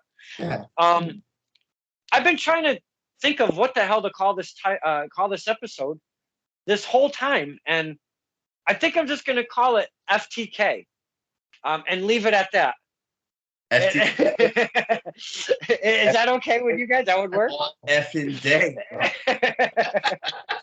That's it. Yeah, dude. So we have Blood, Sweat, Tears Wrestling Elevate is coming up. Not this Saturday. Next Saturday, April 8th. If I'm not mistaken, the doors open at 7. The event starts at 8. No. Better be there for 5 o'clock. Early show. 5:30, I believe, is the doors. Early show. Thank you. Yeah. Oh yeah. Yeah. Early show, baby. Yeah. Oh, thank you. Earlier than normal. We're in a different location, so we're accounting for time. Oh, I like that. Yay for that. The District Athletic Club is going to be a different vibe. Awesome. The District Athletic Club rules. It was a dope venue. We got to film Harry's great workout ad at that gym, which was awesome. My man was pumping crazy iron. It's going to be cool. Right next door is this banging barbecue spot. Really good. The whole spot is good. It's right off the highway. It's literally the perfect spot. It's exit 5 off of 91. Okay. You can't miss it. I can't wait to get to Elevate, check out the new venue, check me out some barbecue, because I may be skinny, but I like me some food. I like me some barbecue. You got a fat soul. We just I do eat like a fat kid once in a while. It is kind of kooky. Boys and girls, we've had an amazing 2 hours learning so much about our friends here, Harry, Manny, talking about the talent, talking about Blood, Sweat, Tears Wrestling, talking about life outside of the ring. And what an amazing conversation we've had with our friends. This was a lot of fun. Before I do let you guys go, we want the peeps. Hopefully, it's just not my pop hanging out watching this. We want a couple eyes on this at least. Okay. So if there's new fans that have never heard of this talent, that have never heard of Blood, Sweat, Tears Wrestling, we want to get some deets. You could do yourselves. You could do Blood, Sweat, Tears. You know what? We could talk Twitter, Facebook, Pornhub, whatever you guys got kicking. Please share it. Uploading the shows on Pornhub, I think they could do great numbers. Great numbers. Oh my God. No, but so you mentioned having no fans. So I want to say it was the first show, the Cataclysm show at the Raffola Center. My good friend and Connecticut comedian Chris Warren came to. It was his first ever wrestling show. Period. Never seen it on TV. Never been to one live, and he said that it was just amazing. And he has not missed a BST event since. Yeah, that's awesome. If I'm not mistaken, Dustin took a dive into the crowd and kicked our friend in the face. It Yeah, I've been spin wheel kicked from a suicide dive turned into a spin wheel kick right into my noggin by Dirtbag Dan. It was awful. I lost consciousness for a while. Yeah, it was pretty wild. Understandable, dude. Understandable. But yeah, no, yeah, man, this is just going to be amazing. If you've never been to a BST event, this is the one to go to. Absolutely. This is the one to know what we're all about. Because I don't want to hype it up, but we literally put everything into this, this night, like everything. This is going to be, in my opinion, like our best. Like this is from now, this is our standard. As the kids say, pull up. That's it. Pull up. You know, it's gonna give us some deets so we can get on the old interwebs and find this stuff and buy some follow tickets. Us. You can follow me personally on Twitter and Instagram at MaltaPuppy on everything. On Instagram, I am Ultra HD1. On Twitter, I am Harry Davila BST. And you can follow BST on Instagram at BST_. On Twitter at BST. And to be honest, probably the coolest thing about BST is just fucking Google it, baby. We're there. Google Blood, Sweat, and Tears Wrestling, and everything you need is there. Nice. Get tickets, and we'll see you April 8th, tickets baby. Are still available. VIP is sold out, but general admission and the FTK for the kids, baby, is still up. So get those tickets. Get there April 8th. You don't want to miss it. You don't want to miss this. We're going to be there. Don's going to be there. I'll be there. It's going to be sick. And we got surprises. Pull up. We got surprises. Pull up. Yeah. That's all I'll say. We got surprises. I might almost change it over to we got surprises. Pull up. You never know. I'm okay with either. FTK. FTK, pull up. There you go. We've got it. I can't thank you enough for spending some time out of your lives to talk to us, the fans, giving us all of this beautiful information, hanging out, talking like some friends, like we're just hanging out in a living room, talking about the talent, yourselves, the promotions that surround you. You guys have been amazing. Thank you so much for spending the time with us. Dude, thank you. You're the man. You have a great platform. Please don't ever stop doing it. Yes. Keep supporting Don Kincaid. Support Blood, Sweat, and Tears Wrestling. We fucking love you guys. You ever think about stopping this again? I'm going to get the roster to come kick your ass. Oh, no, don't do that because I'll No, I will. I shatter like peanut brittle. You can't do that stuff to me. Hey, well, then you got to keep doing it. You know the rules, Don. Now I know the rules.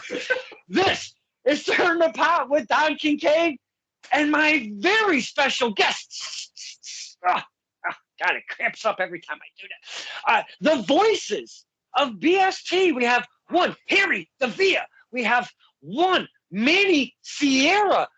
Thank you, my friends, for hanging with us, the fans. Anytime, bro.